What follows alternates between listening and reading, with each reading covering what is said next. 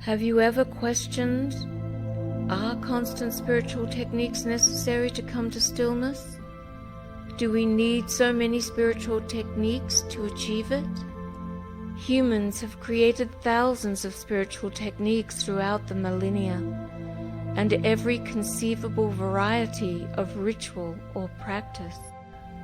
Working with techniques, practices, and processes that can be learned with the conditioned mind are practicing techniques with the mind. It's important to understand that the technique is simply a stepping stone. We can just stop, we can let go, we can surrender the activities of our character. This ancient form of coming to stillness, of simply letting go, brings us to the awareness of the space between. There is something that awakens within the depth of your being, something beyond the limited mind and senses. It is actually not an activity. It is not something that you do or practice, but it is actually the cessation of the seeker or the doer. True meditation is union with what is, and it only begins to happen when the ego fails in its attempt to seek or do and realizes its own limitations.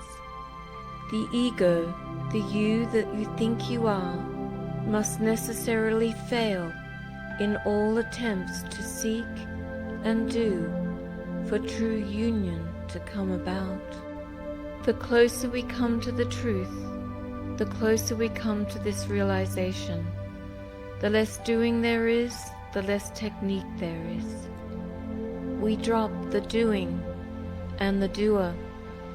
We drop the seeking and the seeker to come to the unconditional present. In Christianity, we find the same teaching, but expressed through a very different metaphor, using the language that was common at that time in history. To realize the space between in Christian terms is to attain the kingdom of God.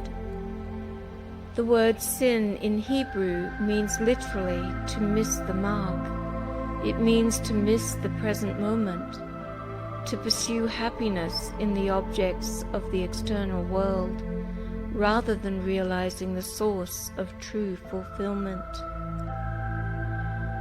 To come into the now, to the present moment, is to learn to surrender, let go of the preferences of the conditioned mind, to balance opposing states by remaining non-reactive to anything that is appearing within the field of change. A mountain may be accessible by many paths.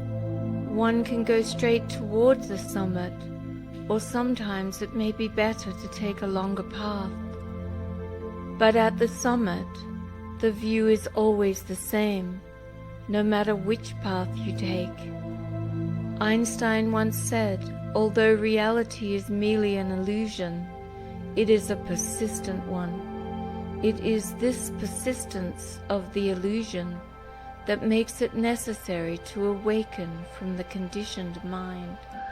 To stay awake, we have to completely surrender to each moment, purifying the mind, its programming, so that the conditioned mind is no longer running the show. When the word purify is used, it doesn't mean that the conditioned mind is somehow negative or bad. It simply means that it's possible to disidentify a sense of self from it.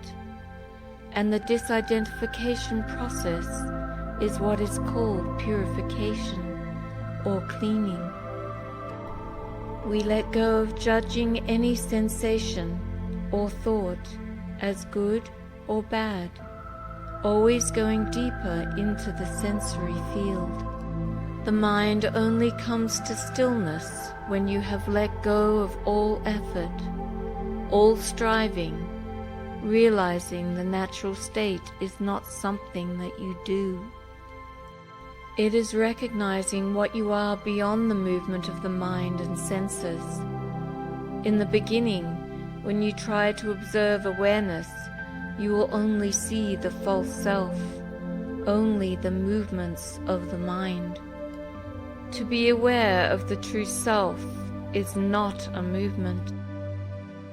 It is not like pointing the camera of the eyes at a new object, but rather it is a giving up or a ceasing of the interest or attachment to the movements of the mind. I wish you well with your journey on the pathless path. You are not actually going anywhere. There is no point we are headed to. It is simply a recognition of your true self.